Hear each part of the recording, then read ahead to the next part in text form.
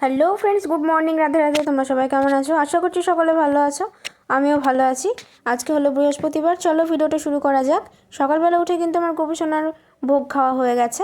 আর আজকে কিন্তু অনেক ফুল পাওয়া গেছে, আর সমস্ত জোগাড় কিন্তু মা করে রেখেছে। আমি শুধু কাজ টাজ করে স্নান পুজোটা করে নেবো, দেন হয়ে যাবে সব কিছু। এই যে বেশ অনেকগুলোই ফুল রয়েছে, ফুলের মালা রয়েছে, ফুল রয়েছে, বেলপাতা, দুব্র সবই তোলা আছে। আর এই যে এখন তোমাদের একটু দেখিয়ে দিই যে কী অবস্থা।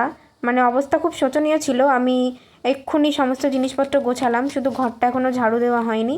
বাইরের বিছানা তোলা কমপ্লিট হয়ে গেছে, ঘরের বিছানা তোলাও কমপ্লিট হয়ে গেছে। আর ঘরে কিন্তু এই পাটিটা আমি বিছিয়ে রেখেছি, কারণ ঘরে মানে পাটি বিছানায় বিছিয়ে রাখলে কি হয়, নোংরাটা কম হয়।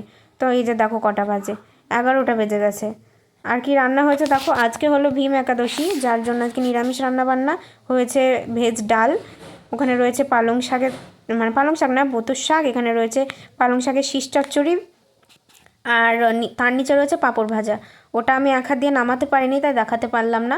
আর মা ওইদিকে সমস্ত বাসন টাসনগুলো মেজে নিচ্ছিল। দেখো কত বাসন, প্রায় এক ঝুড়ি বাসন। আর এসব রান্নাবান্নায় না গামলা টামলাগুলো মানে বেশি নোংরা হয়।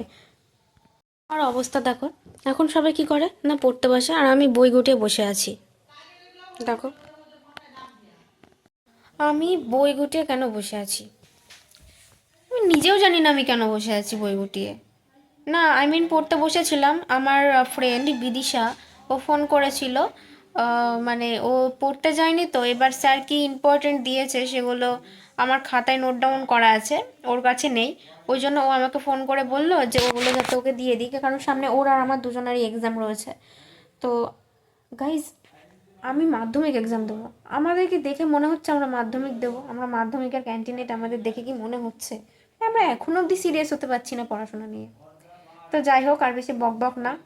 ভিডিওটা কেমন লাগলো শর্টের উপর অবশ্যই জানিও। ভালো লাগলে লাইক, কমেন্ট, শেয়ার এবং সাবস্ক্রাইব করে সঙ্গে থেকো। দেখতেই পাচ্ছ আমার নাক মুখ সব খাম হয়ে গেছে, কেন জানি না। আর আজকে না আমার মাথায় দেওয়া তেল ফুরিয়ে গেছে। আমি আজকে নিহার তেল চুলে দিয়ে না, আমার চুল উঠে চলে যাচ্ছে, আমি জানি না। এই যে সব দেখো, এগুলো সব চুল উঠে গেছে, আমি টাকলু হয়ে যাচ্ছি গাইজ। আমার চুলে নজর লেগেছে, কষ্ট হচ্ছে। তো জানি না কি হবে, আবার কালকে গিয়ে তেলটা নিয়ে আসতে হবে, নাহলে আমাকে অনলাইনে অর্ডার করতে হবে। তো যাই হোক, ভিডিওটা কেমন লাগলো অবশ্যই জানিও। সকলে ভালো থেকো, সুস্থ থেকো, সাবধানে থেকো, এবং আমাকে আশীর্বাদ করো যেন আমি ভালোভাবে পরীক্ষা দিয়ে ভালো রেজাল্ট করতে পারি। তো সবাইকে টাটা, দেখা হচ্ছে কালকে নতুন ব্লগে। ভালো থেকো সবাই, বাই।